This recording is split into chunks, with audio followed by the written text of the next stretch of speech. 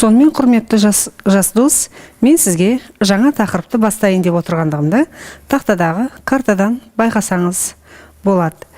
Тарихтың қандай күрделі болғандығын мынау тақтадағы жазудан байқап отырған шығарсыз. Бір мезгілде қазіргі Қазақстанның жерінде екі мемлекет, яғни екі хандық өмір сүріп отыр. Соның ішінде біз қазір Қарақтай мемлекетінің тарихына тоқталамыз. Алғашқы тақырыбымыз Қарақтайлардың Жетісуға қоныс аударуы. Сонымен құрметті жас дос, сізге ұбт-ға мынандай сұрақтар келуі мүмкін. Қарақтайлардың Жетісуға қоныс аударуларының себептері. Қарақтайлардың Жетісуға қоныс аударуының себептерінде екі түрлі және екі себебі бар. Ең бірінші себебі Қарақтайлар Орталық Азиядағы түркі тілдес тайпалардан жеңіліп, біртіндеп Алтай асып, мұна біздің Қазақстанның оңтүстік шығыс аймағына келіп қоныстана бастайды. Ал екінші бір себебі Қарақтай мемлекетінің алдында өмір сүрген Қарахан мемлекетінің әлсіреуіне байланысты. Осы аймақтың қожасы болып отырған қарахандықтардың әлсіреген кезеңінде Қарахан мемлекетінің басшылары Қарақытайларға өздерінің шығыс шекарасын қорғауды тапсырады.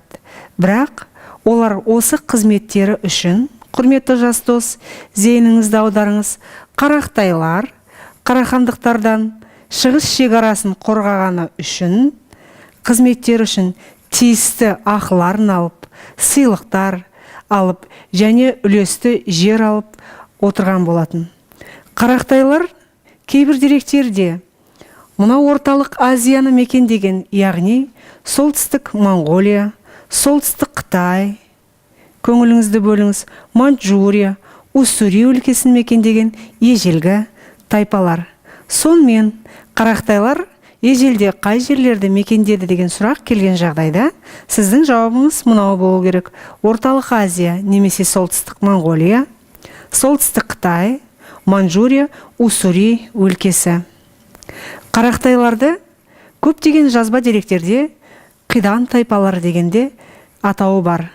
Қидандар деп мына Қарақтайларды 10 ғасырдағы мұсылман деректерінде атай бастайды. Қарақтайлар кейбір жазба деректерде түркі тілдес, ал кейбір жазба деректерде жоқ, моңғол тұңғыс немесе тұңғыс моңғол тілдес деп те атайды.